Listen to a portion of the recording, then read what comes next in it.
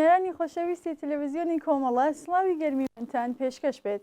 زۆر خۆشحاڵم لە خزمەتتاندام بۆ پێشکەشکردنی بەرنامەیەکی دیکە لە بەرنامەکانی دیدار و ڕابە کە لە هەر ئاڵلقەیەک ئاوڕێک ئەداتەوە لەلایەنە جۆراوجۆرەکانی ژیان و بەرهەمەکانی هونەرمەند، شاعر، نووسەر، ئەدیب و ژانرەکانی بواری هونەر و ئەدەبیات، جاچی وەک دیمانە لەگەڵ کەسەکان بێت یان وەک نووسین و ئامادەکردن سەبارەت بۆ بابەتانە. ئازیزان، لە ئەڵلقەی ئەم جارەشمان بینەر و بیسەری بابەتێک دەبن بە ناونیشانی ستەمگەری باوان کە باز لە کێشا و جۆراوجۆرەکانی کۆمەڵایەتی و پەروەردەیەکان دەکات لە نووسینی بەڕێز شێرزاد حەسەن. شیاوی ئاماژەیە ئەم بەرنمەیە لەلایەن ساید ئەمانیەوە ئامادە دەکرێت. بۆ هیوایە ناوەڕۆکی بەرنمەکەمان جێگای سەرنجی ئێوەی خۆشەویست بێت. فەرموون بۆ بینینی.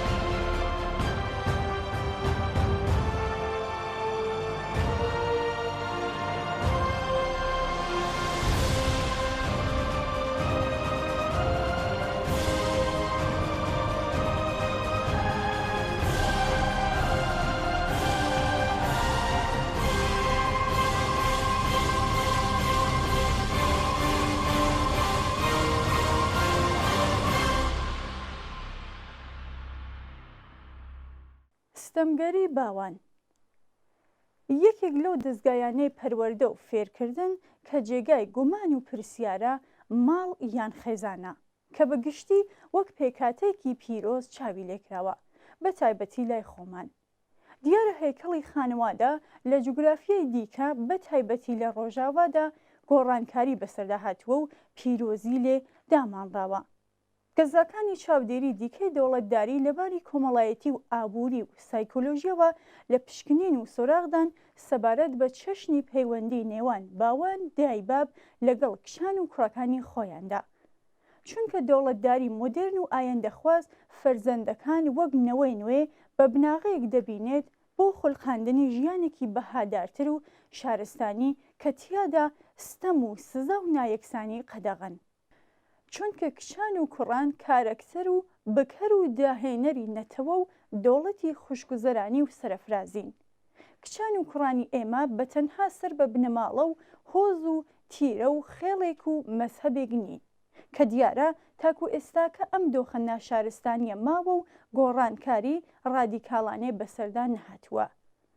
مەرجە کۆی پسپۆڕانی سیستم و پرۆگرامی پەروەردە و فێرکردن بەم ئاراستەیە کار بکەن کە نیشتمان بە خەڵک و خاکەوە دەکەوێتە دەستی نەوەیکی نوێ کە مەرجە گومان لە میراتی سەنگین و پیرۆزکراوی باوک و باپیرانی خۆیان کەن. بە ئاوەز و ئەقڵێکی تازەبا و ڕەخنەگرانە هەر هەموو گەنجینەی کولتوری ڕۆژگاری دیرین شەنوکە بکەن و تەتەلێ بکەن بۆ نیازەی کە پاکی لە پیس جیا بکەنەوە. زێوان و داڕۆ لە گەنم و جۆکەی بژار بکەن.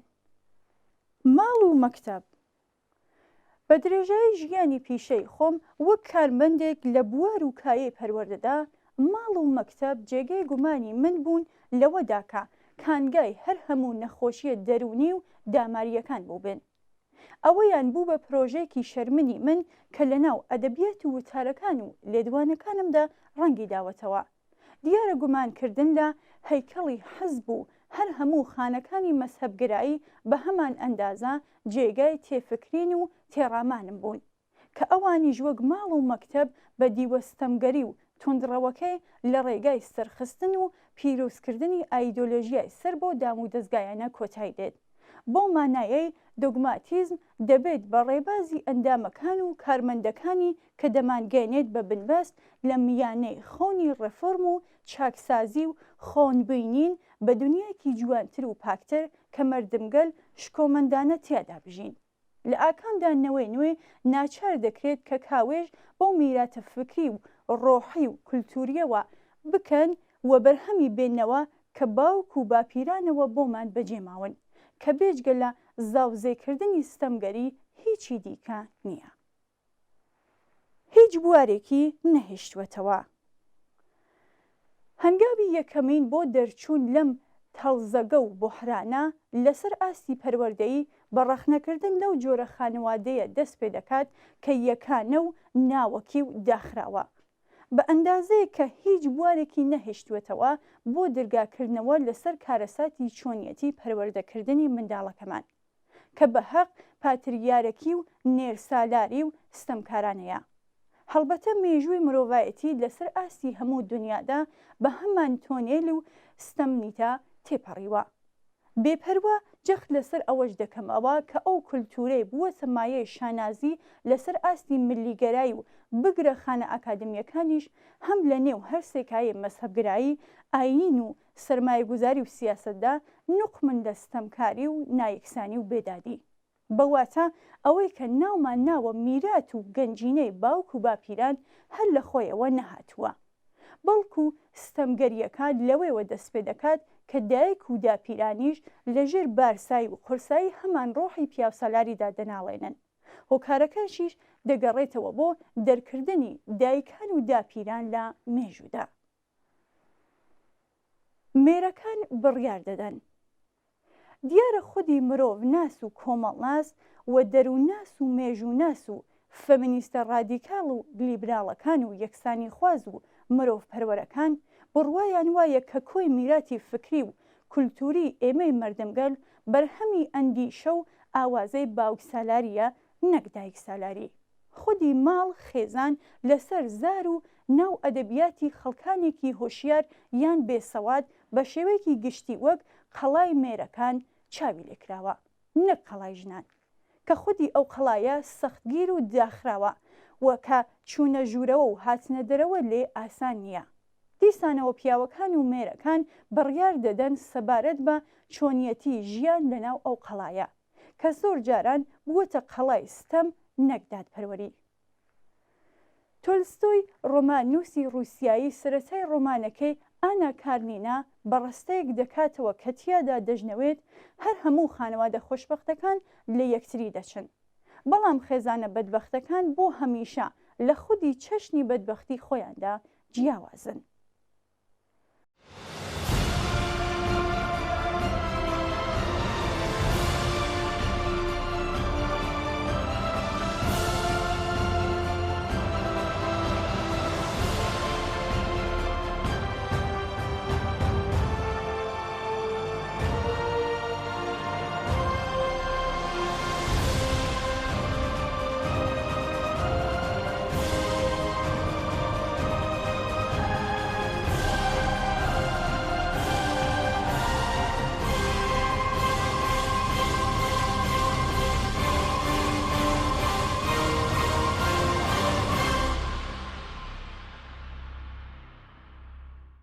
چاوی منیان کردەوە. ئەو دوو نووسەرەی کە چاوی منیان کردەوە سەبارەت بە خێزانی خراپ و کارەساتبار هێنریک ئێبسێنی نۆروێژی بوو کە لە هەموو شانۆگەریەکانیدا باز لەو دۆزەخە دەکات کە لە نێو ماڵەکاندا نێڵە نێڵیەتی. دووەمیان نەجیب مەحفوزی میسریە کە لە ڕۆمانەکانیدا ئاماژە بە ستێمی باوکە دیکتاتۆرەکان و زەبوونی ژنەکان دەکات. دیارە لێرەدا شایستەی ئاماژە پێکردنە کە نەواڵ سەعداوی لە کۆی کتێبەکانی و لێدوانەکانیدا پەلاماری ئەو زیندان و بیمارستانە دەدات کە ناوی خانەوادە و ماڵە. هەڵبەتە زۆرن ئەو نووسرانەی کە لەسەر ئاستی دنیادا سەرگەرمی هەڵکۆڵین لە ناو ئاخنی خێزانە زیندان ئاساکانن کە ژیانی تراژیک و دراماتیک چارەنووسی ملیۆنهایە لە نێو خانەوادە ستەمدیدەکان. بە بەراورد لەگەڵ ئێمەدا کە جێنشینی ڕەشهەڵاتی ناوەڕاستین تا ئەندازەیەک دەتوانین بێژین کە خەریکە لە جوگرافیەکی دیکە خانەوادەگەلێکی لیبراڵ و کراوە پەیدا دەبن. نمونەی ڕۆژاوە کە گەرچی ئەوانیش هەڵگری هەمان ڕۆحی نەتەریخوازی پیاوسەلارین لە ناو ژیانی ڕامیاری و کۆمەڵایەتی و ئابووری و مەزهەبزەدەی، بەڵام لە چاو ئێمەگەل کاڵ و کەمڕەنگترە، وەک دۆخێکی ستەمگەری و ڕەگەزپەرستی و ڕۆحی سێخناغ بە زەبروزەنگی هەمیشەیی کە لەباری تێئۆری و پراکتیکەوە ڕووی لە خۆ بە مدرنکردنە. بەلایەنی کەمەوە هەردوو خانێ وەک ماڵ و مەکتەب لە ژێر چاودێریدان کە تیادا دایکان و باوکان و مامۆستایان بە ناوی پەروەردەکردنەوە سزا و ستەم نەکەن، بە ئامرازی ڕەوایەتیدان بۆ خۆزاڵکردن. جیاوازەکەی ئێمە و ئەوان لە بەکارهێنانی زبانێکە کە هی ئێمە هەڕەشە ئامیز و ڕۆحکوژە، هی ئەوان تا ئەندازێکی کەم یان زۆر نەرمونیانتر و شکۆدارترە. وەکو هێ ئێمە گرە لەسەر مەرگی دیالۆگ ناکات. لای ئێمە پەیوەندی نێوان گەورەکان و منداڵەکان و لاوەکان دەسەڵات خوازانەیە. جیاوازی مێینە و نێرینە تا ئاستی ڕەگەزپەرستی و زاڵکردنی توخمێک بەسەر توخمەکانی دیکە ڕۆیشتووە. پەروەردەی تازەباو لە دنیای پێشکەوتوودا ئەقلانیە، لای خۆمان نوقمە لە نائەقلانی و دوگماتیک. غەمگینی کردبووین. ئەمن کە منداڵێکی ناو خێزانێکی کەمدەست و نەدار بووم، ڕەنگوبوونی هەژاری لە چاوان و هەناسەمدا نەخشی خۆی دانابوو. کە فراقە و هەڕاشەتر بووم، دایک و باوک و کەسانی نزیک هانیان دەدام کە مەرجە لە پێشبەڕکێکدا بم و نەبەزم و یەکەم بم، وەک ئەوەی ژیان و پەروەردە گەمەی بردنەوە و دۆڕان بێت لە ناو ئەو ماراسۆنەدا، بەبێ ئەوەی دایک و باوک و مامۆستاکان بتوانن ئەو بەهرە و وزە شاراناوەی ئێمە بدۆزنەوە کە ئاخۆ هەر یەک لە ئێمە خاوەنی چ توانست و داهێنانێکە لە بوارە جیاوازەکانی زانستنبرەوەی و سروشتیەکان و باقی پیشە و چالاکیە مرۆیەکاندا. ئەو پێشبڕکێ و ماراسۆنە هەر لە قۆناغی سەرەتاییەوە تا دووە قۆناغەکانی خوێندنی باڵا بەردەوام بوو. من و هاوڵەکان و هاوپۆلەکانمان هێز و پزەمان لێبڕابوو کە غەمگینی کردبووین.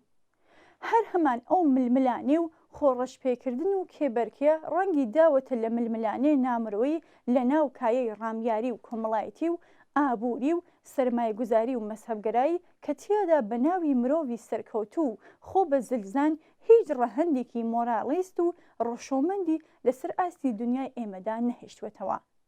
یەکەم بوون لە هەر هەموو شتێکدا وای کردووە بە هەزارها کەس بەمێ و نێرینەوە خۆیان بە دۆڕا و دەستپاچە بزانن.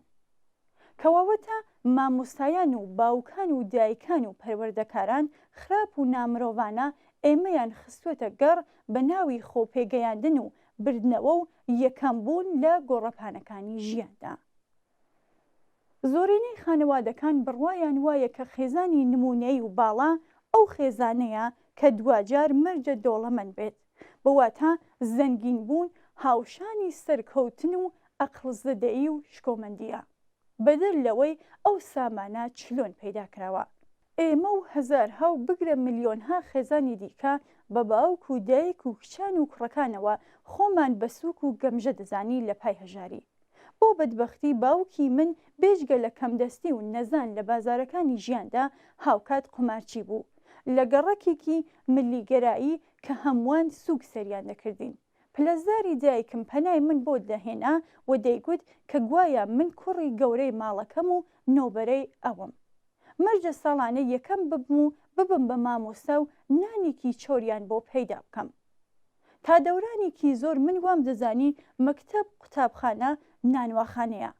دیارە لەگەڵ تێپەڕینی ڕۆژگاردا زانیم کە قوتابخانە، قەسابخانە، سزاخانە، زیندان و خەستەخانەیە، بە تایبەتی لای خۆمان. بە کەمترین گۆڕانکاریەوە کارەساتی خێزان لەوەدایە کە یەکەمین خانەیە کە تیادا جیاوازی نێوان دایک و باوک وەک تو کەسی بنەڕەت و سەردەست نەخشێکی وا ناشرین ڕەسم دەکەن. بەڕابەرایەتی باوک کە جیاوازی و لە یەکدی هەڵاوێردەرکردن لە نێوان کچەکان و کوڕەکان دروست دەکات. بە دیوێکی دیکەدا گری و خەمی جیاوازی خێزانەکان لەسەر ئاستی چینایەتی و دارایی کوشەندەدر دەکات، کەواتە پێکاتە و ستراکتوری خێزان وەک یەکەمین خانەی کۆمەڵایەتی خۆی دووبارە دەکاتەوە لە ناو هەموو هەیکەڵ و پەیکەرێکی دیکەی ژیار و ژیانی کۆمەڵایەتی ئێمەدا.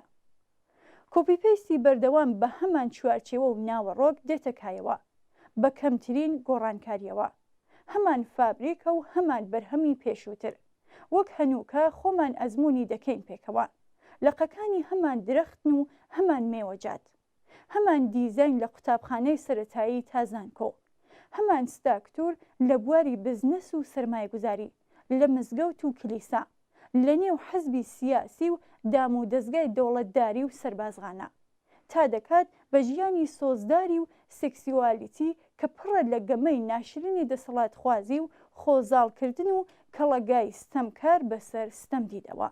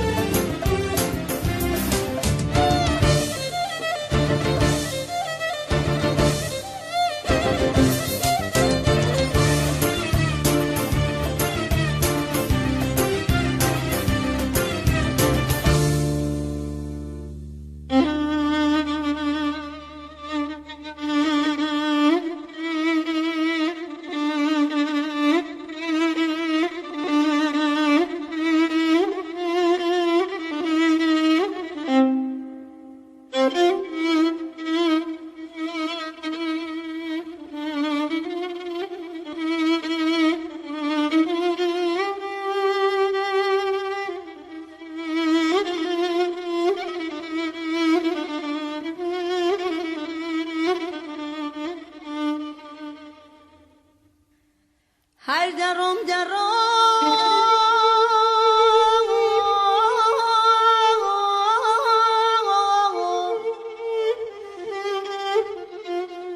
دلیم دلرزه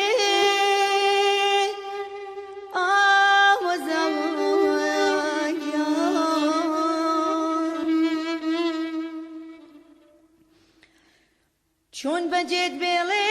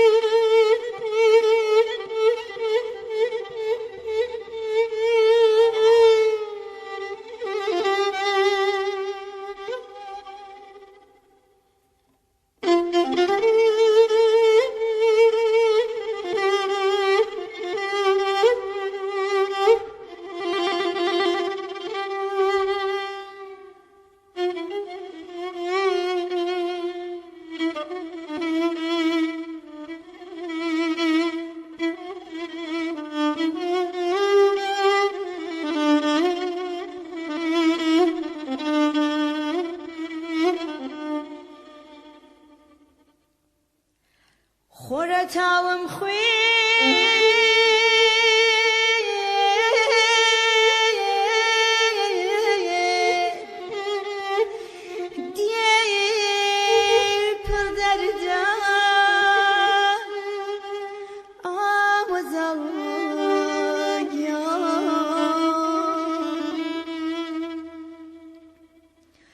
نسيم مشني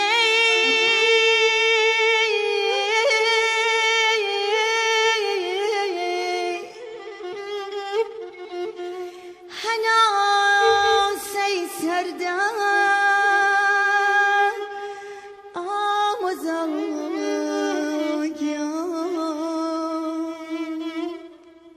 هر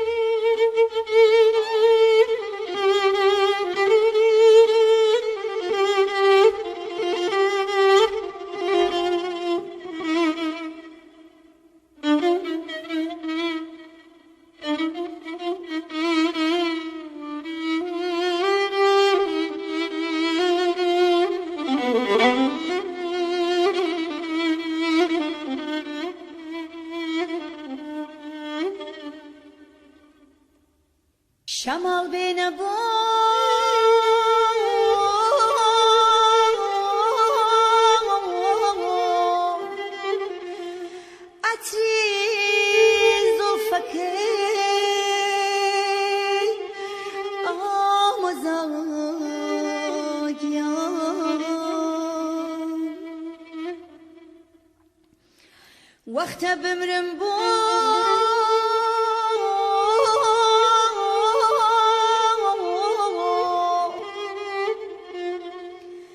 دیدار مەستەکەی ئاوەزاویان هەر دەڕۆم دەڕۆم دڵم بەلەرزێ ئاوەزاویان چۆن بەجێت بێڵێم یار گەردن بەرزێ ئاوەزاویان هەر دەڕۆم دەڕۆم دڵم بەلەرزێ ئاوەزاویان چۆن بەجێت بێڵێم یار گەردن بەرزێ ئاوەزاویان ئاوەزا تۆ باڵا بەهەرزی ئاوەزا تۆ بۆ من فەرزی ئاوەزا تاقە گوڵەکەم نازەنین فێنکی دڵەکەم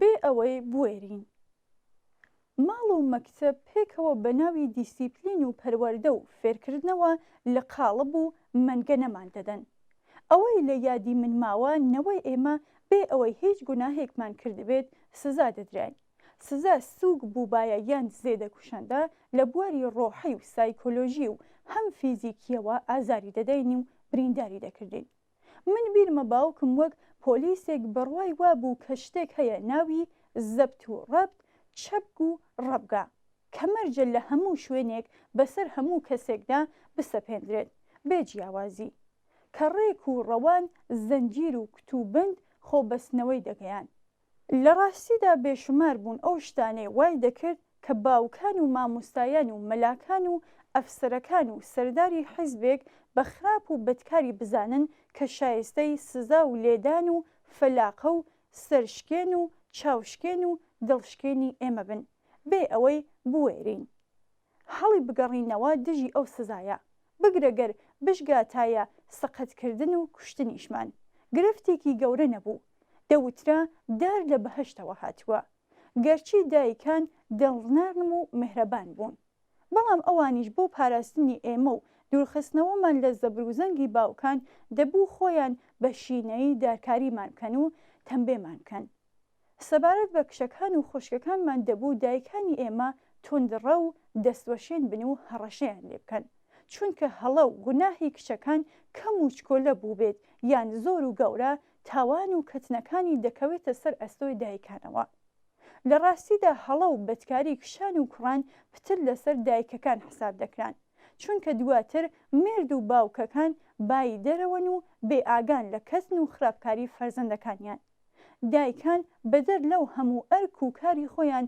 کە لە ناو ماڵ کە پشت وەکە مەرشکێنە ناچارن ببن بە پاسەوان و چاودێری کچەکان و کوڕەکانیان ئاخر ناکرێت لە ڕاستیدا دایکان و باوکانی ئێمە بەمانە هەرە شارستانیەکەی خۆیان لە دەرەوەی دیسیپلین و بێسەروبەرن بۆ نمونە ئەوان داوای نەرمونیانی و خۆشەویستی و لێبوردەگی و ڕاستگۆیی دەکەن لە مناڵەکانیان بەڵام خۆیان پەیڕەوی لێ ناکەن داوای ڕۆحی ئاشتەوانی و هێمنی دەکەن لە فەرزەندەکانیان کەچی خۆیان وەک ژنومێت بێپەروا لە شەڕدان و دەمارگیرن بۆ ئەوەی خۆیان بپەڕێنەوە و بیان و بدۆزنەوە بۆ ڕۆحی شەڕانگیزانەی خۆیان بە مناڵەکانیان دەڵێن ئەوەی ئێمە پێتان دەڵێن بیکەن نەک ئەو شتانەی کە ئێمە دەیکەین ئاخر ناکرێت خۆمان جگەرە بکێشین و بەوان بڵێن لە تووتن دوور بکەنەوە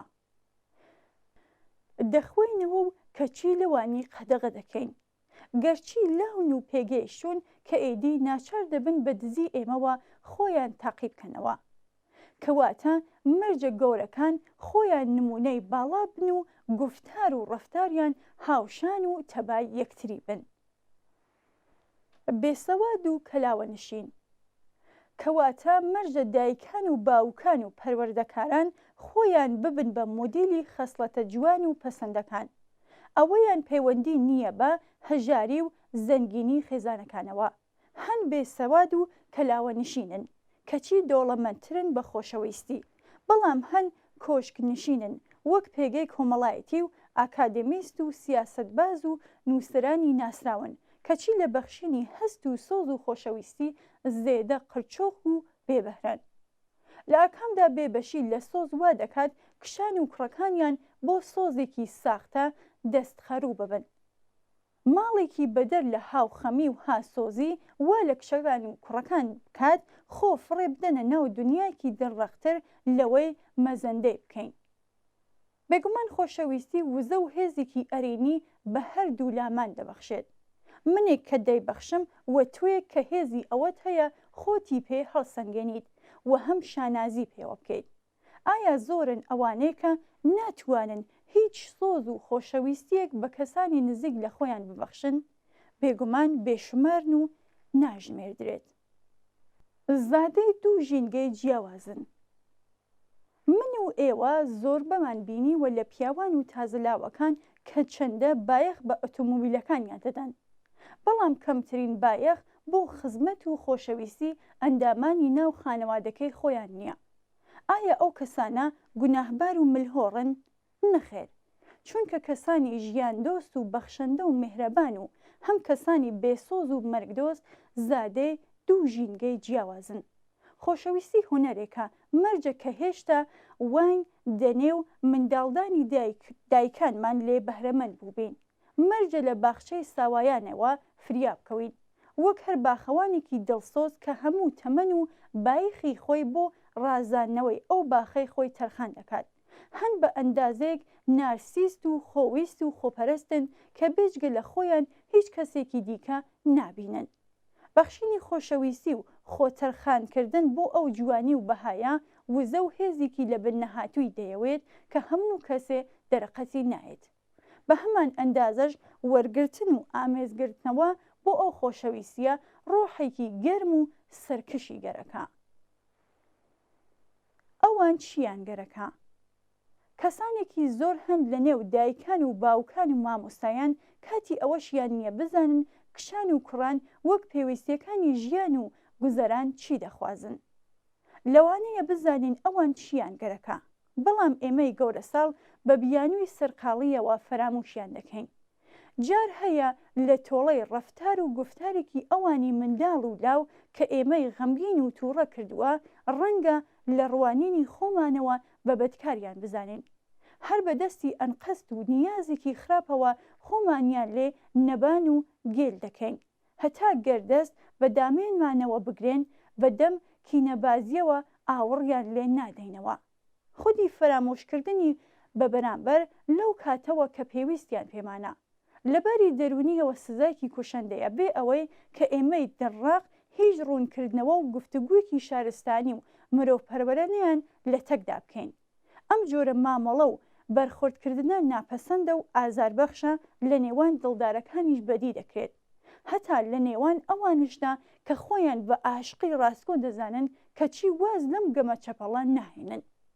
لە ژیانی کۆمەڵایەتی خۆماندا ئەم کینەبازی و یەکتری فەرامۆشکردنە لە گەمەی ناشرینی سڵاوکردن و سڵاو نەکردن و مۆنبوون و تانە و تەشەربەخشینەوە و خەشمەریکردن بە یەکتری و ناوناتۆرە لە یەکترینان دۆخێکە کە ڕۆژانە هەستی پێدەکەین و بەردەوامیشە.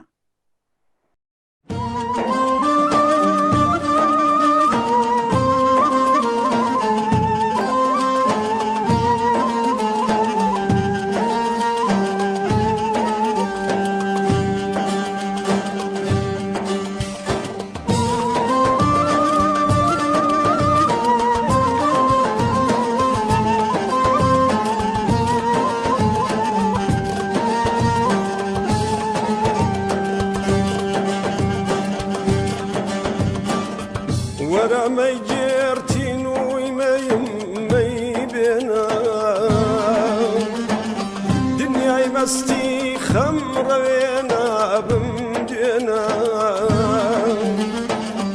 ورم گرتینوی می بینا دنیای مستی خمروینا بمدینا چی مل دوزخ یان بهشت دتک بینا ورد مشکنا دەتێکە تێکەوێنە چیمە لە دۆزەخ یان بەهەشت دەتێکە بێنە وەرە دڵم مشکێنە دەتێکە تێکەوێنە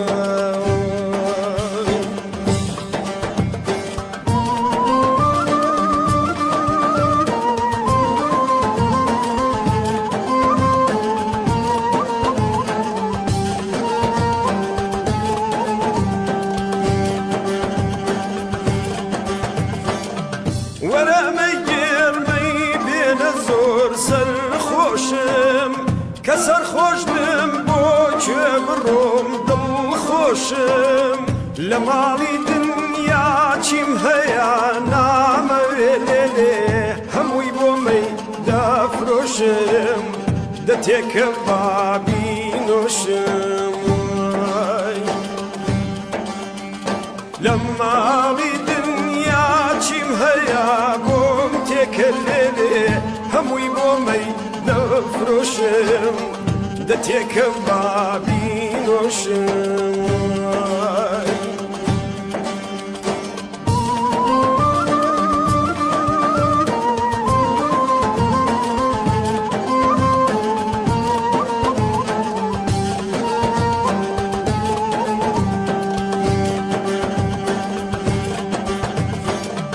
خەمم زۆرە و بۆم تێکەوێنە ساقی